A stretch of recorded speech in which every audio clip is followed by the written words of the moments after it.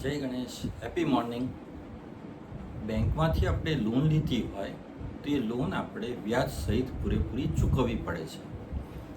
જ્યાં સુધી આપણે એ બેંક લોન ચૂકવીએ નહીં ત્યાં સુધી તે દેવું આપણા માથે બાકી રહે છે. અને જો એ દેવું આપણે ના ચૂકવીએ તો બેંક એના ઉપર વ્યાજ ચડાવતી જ જાય છે, વ્યાજ ઉમેરતી જ જાય છે બેંક. અને જો કન્ટિન્યુઅસલી આપણે ડિફોલ્ટ કરતા રહીએ તો આપણો સિબિલ રેકોર્ડ પણ એમાં ડિસ્ટર્બ થતો હોય છે. સિબિલ રેકોર્ડ આપણો પુઅર બની જાય છે. That we know very well. તો એવી જ રીતે દરેક વ્યક્તિનું પોતાનું કર્મનું પણ એક એકાઉન્ટ હોય છે જેને કાર્મિક એકાઉન્ટ કહીએ છીએ.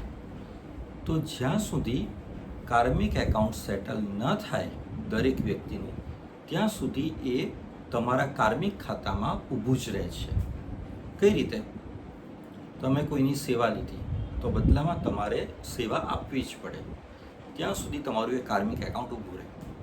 તમે કોઈની જોડેથી પૈસા લીધા તો તમારે એ પૈસા એને ચૂકવવા જ પડે, નહીંતર તમારું એ કાર્મિક એકાઉન્ટ પણ ઊભું જ રહે. એટલે પૈસાનું પૈસાથી, રિલેશનશિપથી, હેલ્થનું હેલ્થથી તમારે કાર્મિક એકાઉન્ટ ચૂકવવું જ પડે. તમે કોઈના પ્રત્યેનું કાર્મિક એકાઉન્ટ ચૂકતે ના કર્યું હોય તો તે વ્યક્તિ વારંવાર તમારા રિલેશનશિપમાં આવશે જ, જન્મોજન્મ તમારા કોન્ટેક્ટમાં આવશે જ. કેમ? કારણ કે તમારે એનું કાર્મિક એકાઉન્ટ ચૂકતે કરવાનું બાકી છે. તો એ વ્યક્તિ માટે તો સારું રહેશે કે ભાઈ એણે તમારી સેવા લેવાની બાકી છે, એટલે તમારી સેવા કે પૈસા કે હેલ્થ કે જે બી છે એ લીધા જ કરશે. પણ તમારા ખાતે એ કાર્મિક એકાઉન્ટ તમારું ઊભું જ રહેશે. એટલે આ દુનિયામાં જે કોઈ પણ રિલેશનશિપ છે તે ફક્ત ને ફક્ત પોતાના કાર્મિક એકાઉન્ટ ચૂકતે કરવા માટેના છે. જેવું કાર્મિક એકાઉન્ટ ચૂકતે થઈ જાય તે વ્યક્તિ તમારા રિલેશનશિપમાંથી, તમારા કોન્ટેક્ટમાંથી તે દૂર થઈ જાય છે. ફક્ત ને ફક્ત કાર્મિક એકાઉન્ટ સેટલ કરવાનું હોય છે. અને દરેક વ્યક્તિને જે જન્મ તારીખ મળી હોય છે તે પણ તેના ગયા જન્મના કર્મો મુજબ, કાર્મિક એકાઉન્ટ મુજબ જન્મ તારીખ મળી હોય છે. એટલે દરેક જન્મ તારીખને આપણે કાર્મિક નંબર કહી શકીએ. પરંતુ મેજોરિટી જન્મ તારીખ કાર્મિક એકાઉન્ટમાં, કાર્મિક નંબરમાં મોડરેટ હોય છે.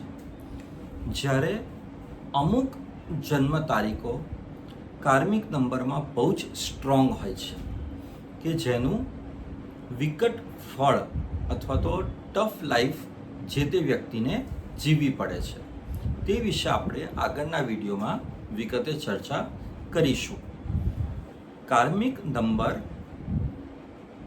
4 છે: 13, 14, 16 અને 19.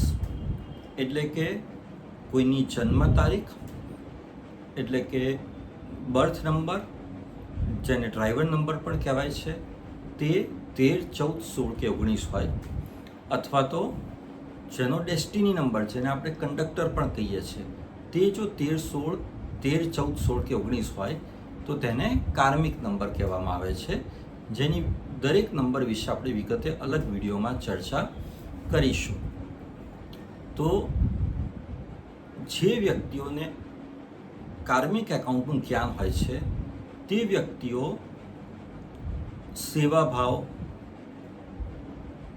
પૈસાનું દાન અથવા જ્ઞાનનું દાન કરતા જ રહે છે, જેથી કરીને તેમણે કોઈનું કાર્મિક એકાઉન્ટ ચૂકતે કરવાનું રહે નહીં. દાખલા તરીકે, જે વ્યક્તિ ટ્રસ્ટની સ્કૂલ કે કોલેજીસ ચાલુ કરે છે અને રાહત દરે વિદ્યાર્થીઓને અથવા ગરીબ વિદ્યાર્થીઓને સ્કોલરશિપથી કે મફતમાં જ્ઞાન આપે છે, તે નેક્સ્ટ જન્મમાં, આવતા જન્મમાં તે વ્યક્તિ વિદ્વાન બને છે, કારણ કે તેણે જ્ઞાનનું દાન કર્યું હોય છે. જે વ્યક્તિ હોસ્પિટલ ચાલુ કરે છે ટ્રસ્ટના નામથી અને તેમાં ભરપૂર દાન આપે છે અને જે ગરીબ પેશન્ટ હોય તેની પાસેથી ફી ના લે અથવા તો ઓછા દરે ફી લે, તો નેક્સ્ટ જન્મમાં તે વ્યક્તિનું હેલ્થ સારું રહે છે. એટલે મેં તમને જે કહ્યું એ પ્રમાણે હેલ્થનું હેલ્થથી, વેલ્થનું વેલ્થથી, રિલેશનશિપનું રિલેશનશિપથી કાર્મિક એકાઉન્ટ ચૂકતે કરવું જ પડે છે. જ્યાં સુધી કાર્મિક એકાઉન્ટ ચૂકતે નહીં થાય ત્યાં સુધી એ તમારા ખાતે ઊભું જ રહેશે અને જન્મોજન્મ એ વ્યક્તિ તમારા કોન્ટેક્ટમાં હંમેશા આવશે જ. એટલે દરેક વ્યક્તિએ એ ધ્યાન રાખવાનું કે કોઈનાથી પણ અહિત ના, આપણાથી કોઈનું અહિત ના થાય, અથવા તો કોઈનું કંઈ ખરાબ કે ખોટું ના થાય, અથવા કોઈની પાસેથી આપણે એટલી સેવા ના લઈ લઈએ કે જેથી કરીને આપણે એની સેવા જ કરવી પડે, એટલા પૈસા ના લઈ લઈએ સાચી કે ખોટી રીતે કે પછી આપણે એને ચૂકતે જ કરવા પડે, કે પછી એને કોઈ હેલ્થના ઇસ્યુ આપણે ના કરીએ કે જેથી કરીને આપણી હેલ્થ ઉપર અસર પડે. તો આ બાબતનું ખાસ ધ્યાન રાખવું પડે દરેક વ્યક્તિએ, જો તેનું karmic account clean and clear રાખવું હોય તો. ખુશ રહો, મસ્ત રહો, સ્વસ્થ રહો. Thank you.